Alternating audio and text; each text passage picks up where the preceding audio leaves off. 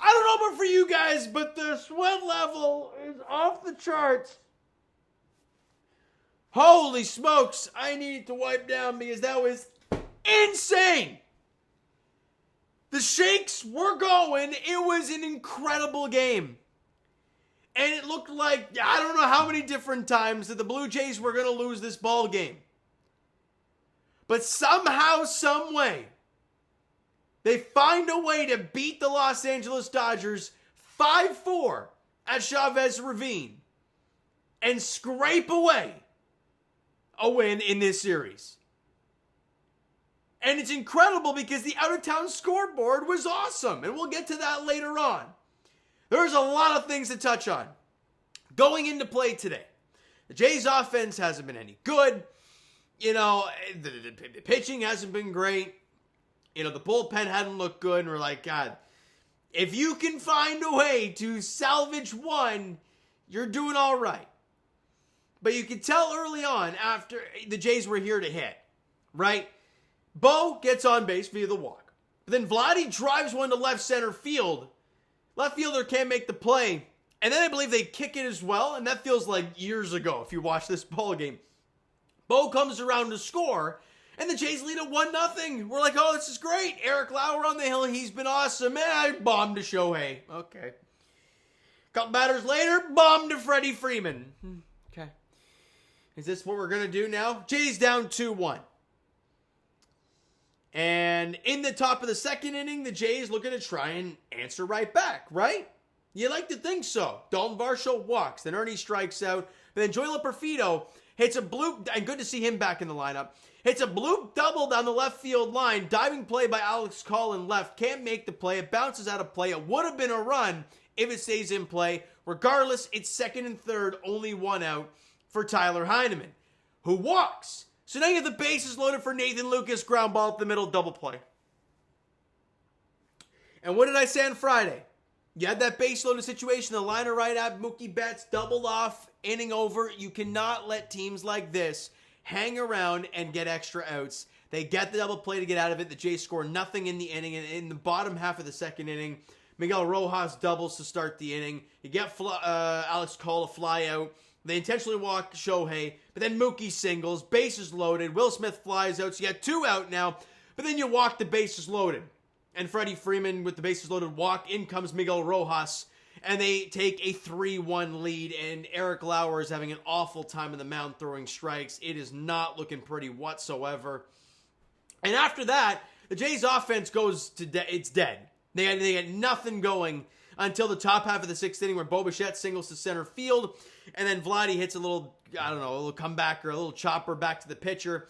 He goes to first base, Bo up to second, but then Barger gets called on strikes. And I'm like, I don't think he swung the bat once in the AB. An awful at bat at that. Then Ty France hits a bloop single to right field. Bo comes in to score. It's a one-run game just like that. And as we keep going, the Jays don't get any runs. We go to the top half of the eighth inning. They bring in Blake Trinan. And you're like, okay, he's kind of good. And strikes out Bo on an awful pitch. And we're like, oh, this is not looking good whatsoever.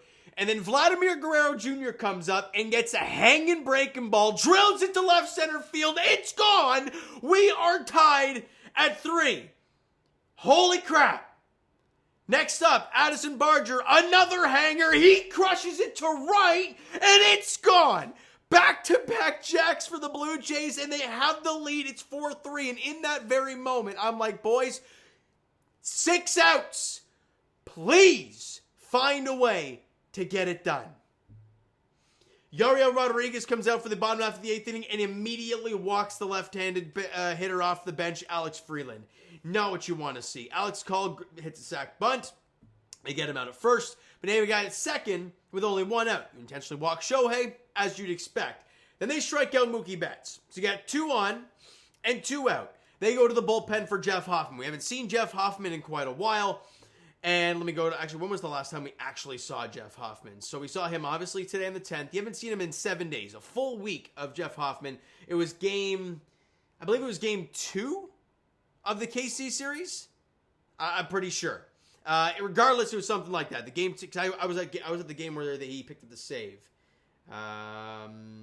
Was that the second then? Who cares? Bottom line, it's been about a week since we haven't seen Jeff Hoffman. He comes out of the bullpen, walks Will Smith, then walks Freddie Freeman, then they walk in a run and we're tied.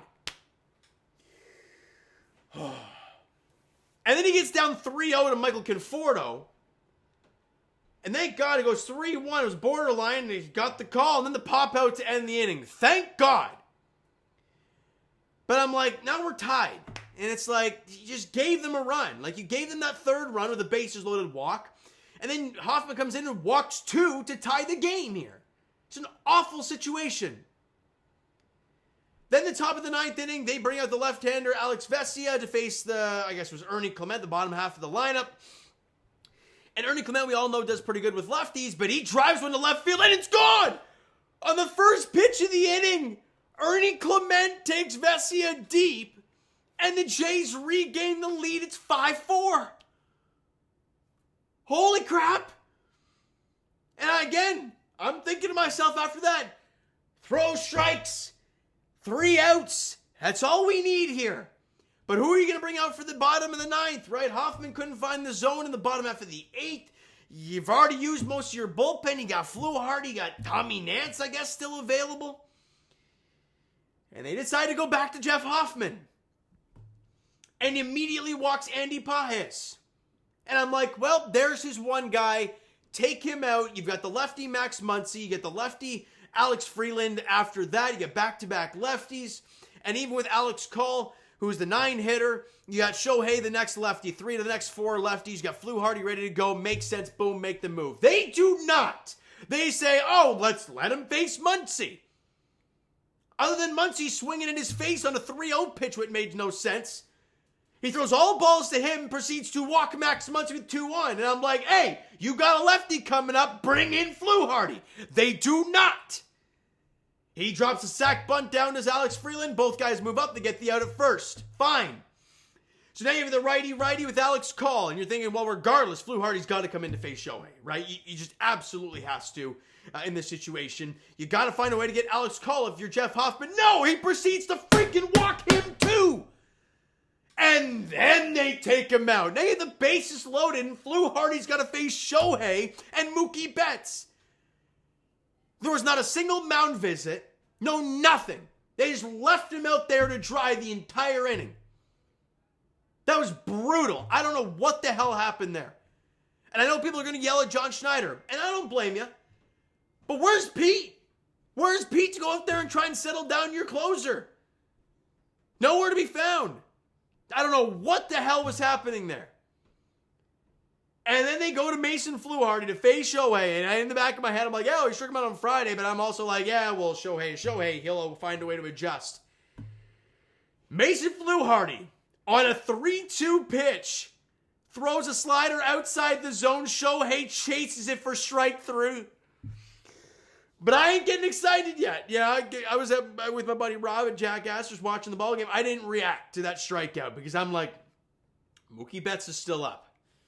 He's clutch, and he's a righty facing a lefty. I ain't getting excited yet.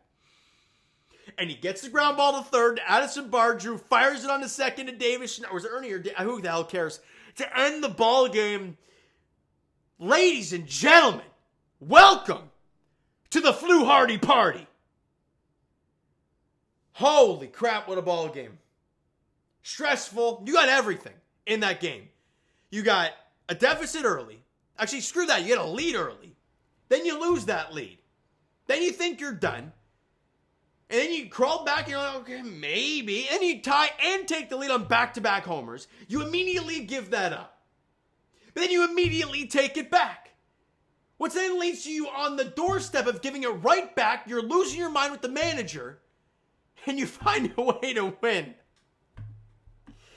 Oh, the shakes were all over the place. It was just bananas what was happening today. And you won the ball game. And just like that, Jays fans, you're 19 games over 500 at 69-50. You had a 4-2 road trip with an off day tomorrow. It's crazy. It's absolutely nuts. Let's get into these player stats, all right? Bo Bichette, 1 for 4 with a walk and scored 2 runs. Vladimir Guerrero Jr., we talked about it in the Rockies series. We called him and Bo out yesterday, right? We talked about it. They were like 0 for 8 with a couple strikeouts. Vladimir Guerrero Jr. went 2 for 4 today with a run scored, drove in 2, had a home run and a double. That's the stuff you want to see from your $500 million player. Addison Barger, 1 for 4. Don't care. Dinger. Yeah, that strikeout in the 6th that I hate with a passion. But if you're going to follow it up by taking a lead on a home run in the 8th, I don't care. Awesome stuff. Ernie Clement, 1 for 4. Don't care. Left the ballpark. Jays had 9 hits. 3 left the ballpark. That's what matters. We talked about it. Homers are difference makers. Now, they were all solos by the Jays today, but who cares? 14 strikeouts. Tyler Glasnow was unbelievable. Walked 4 guys. Also, with Tyler Glasnow, if you go back to that Ty France bloop single, I have no clue why he threw him an off-speed pitch.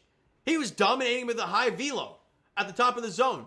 And he decides to throw him a breaking ball with 2 strikes? It didn't make any sense, but I don't care. Great stuff. Pitching-wise, we talked about it. Eric Lauer struggled. 3 innings, 6 hits, 3 runs, struck out 4, walked 3, allowed 2 homers, and somehow only allowed 3 runs. That was the baffling part in itself. Louis Varland, an inning and 2/3, allowed a couple hits, but got a couple strikeouts. He was awesome in his inning and 2/3.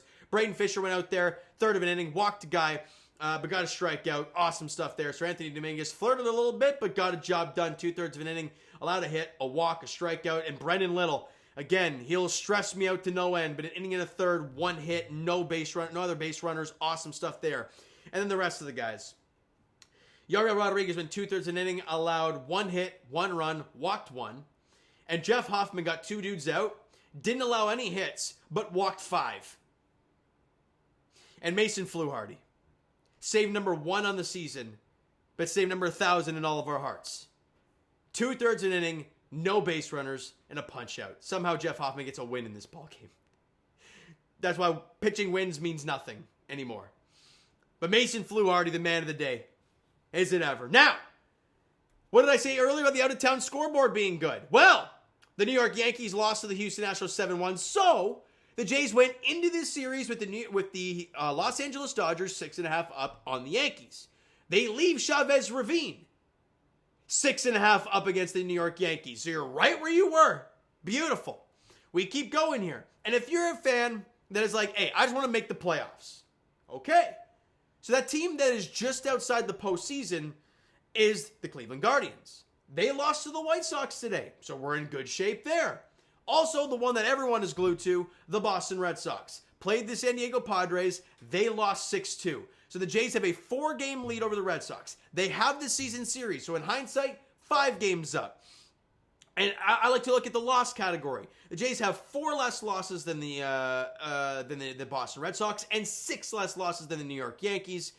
You're doing your job. You got a great out-of-town scoreboard. You won today. You have an off day tomorrow. And the Yankees play the Twins.